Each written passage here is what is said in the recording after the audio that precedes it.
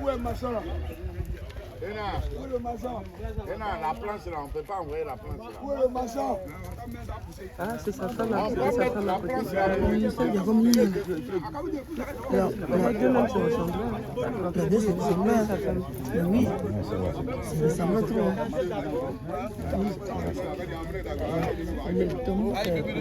Oh, pardon.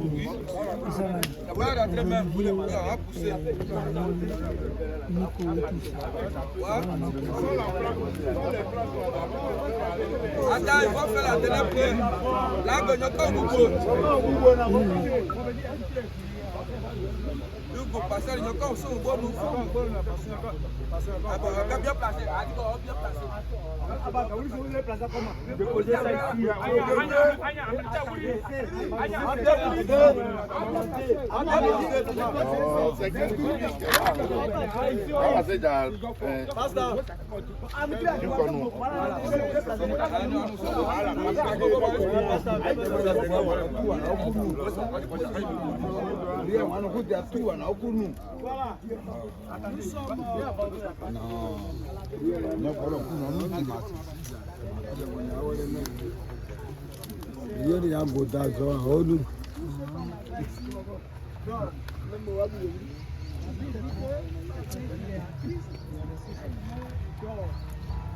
Après un temps, il a été ressuscité. Dieu va les réveiller. Donc, il va aller maintenant. Quand ils sont là,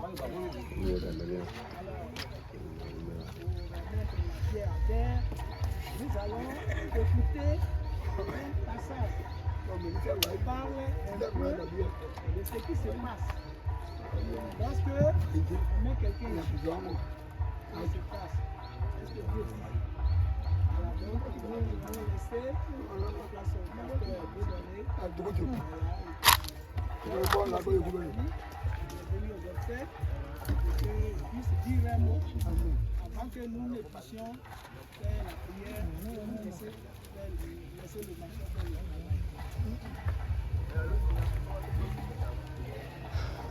Nous voulons prendre la parole. Si ça dit ça, ça nous va être mal à changer. Non, t'inquiète, je suis bien chargé. L'institution, étant membre de la famille, donc ça manque que la parole devait être adressée. Mais les circonstances qui révèlent le peuple comme les serviteurs de Dieu, et pour tous les peuples sur toute la terre. Nous partageons donc les peines, la douleur, la souffrance de chacun de nous à quelque niveau que ce soit, et nul n'est indifférent. La seule chose qui nous rassure, c'est que celui qui nous a donné la vie nous garantit une destinée bienheureuse. Et dans le livre de Marc, chapitre 9, verset 2, il dit encore, je vous le dis en vérité, quelques-uns de ceux qui sont ici ne mourront point. Ils ont vu le royaume de Dieu venir avec puissance. 6 jours après, Jésus prit avec lui Pierre, Jacques et Jean, et il les conduisit seul à l'écart sur une haute montagne, transfiguré devant eux. Ses vêtements devaient resplendissants et d'une telle blancheur qu'il n'est pas de foulon sur la terre qui puisse se blanchir ainsi. Le verset 4 qui attire notre attention dit: Élie et Moïse leur apparurent s'entretenant avec Jésus. Et Pierre, prenant la parole, dit à Jésus: Rabbi, il est bon que nous soyons ici, dressons 3 tentes, une pour toi, une pour Moïse et une pour Élie. Amen. Amen. Alors, chers frères, souvent c'est un abus de langage quand on parle de la dernière demeure.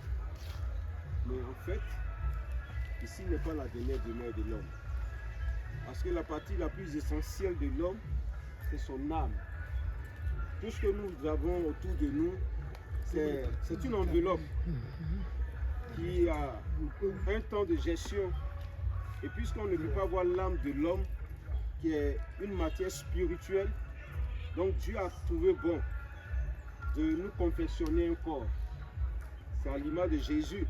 qui est Dieu et qui est esprit. Mais pour marquer la présence de Dieu au milieu de nous, Dieu s'est fait un corps en la personne de Jésus.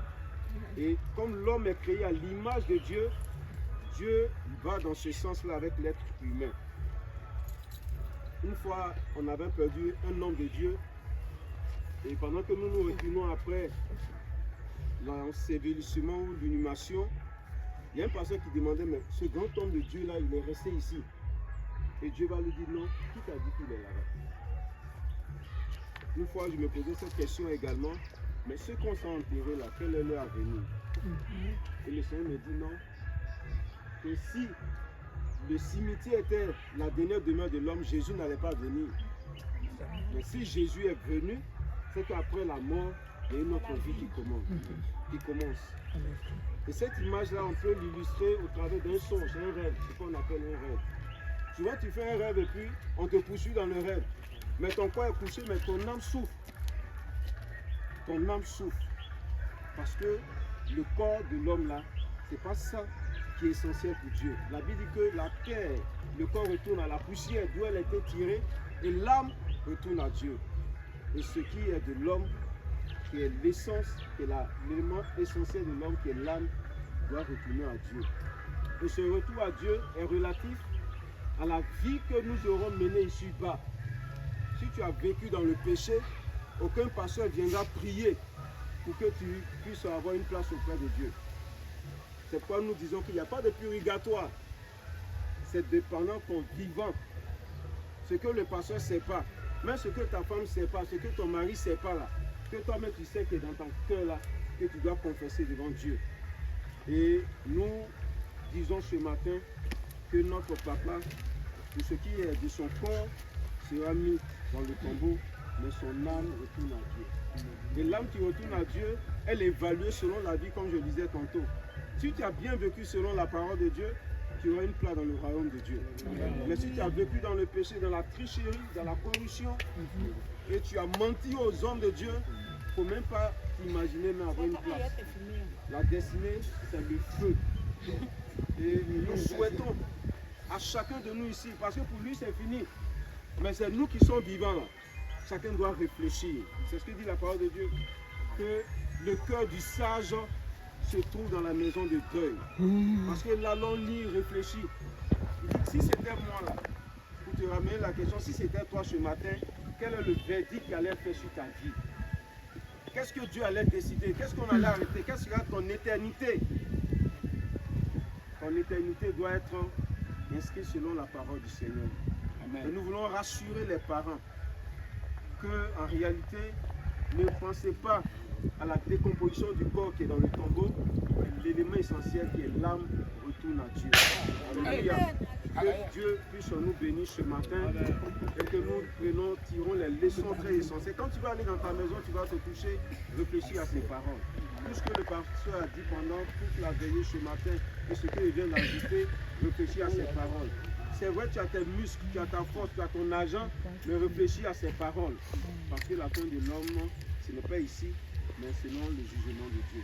Que Dieu puisse bénir nos cœurs ce matin et que sa grâce fortifie la famille, notre papa, Simplice, tous les enfants également, nos amis et toute la grande famille de Kofi, que le Seigneur vraiment, que Dieu fortifie Gareco, mais travaillons pour que un jour nous serons auprès de Dieu. C'est vrai, ici là, Dieu te dit par là, excusez-moi, c'est vrai ici là. On s'est vu, on a dansé ensemble, on s'est réjoui. Mais le vrai bonheur, c'est être de concert avec les anges dans le ciel. C'est le bon, le roi de gloire, le Seigneur des seigneurs. Le vrai bonheur, ce n'est pas l'argent, ce n'est pas le nombre de casiers de biens que tu as bu. C'est le royaume de Dieu. Travaillons à cela. Et que Dieu bénisse nos cœurs au nom de Jésus-Christ. Amen. Amen. Tout est accompli.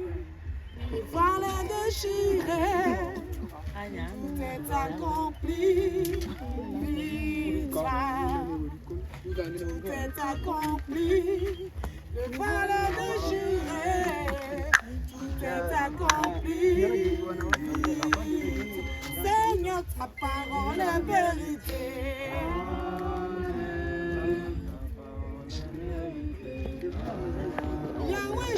ta parole est glorieuse.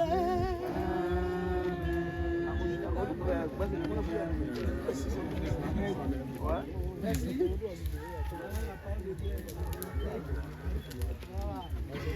Voilà, donc on va prier. On va prier pour ce Dieu.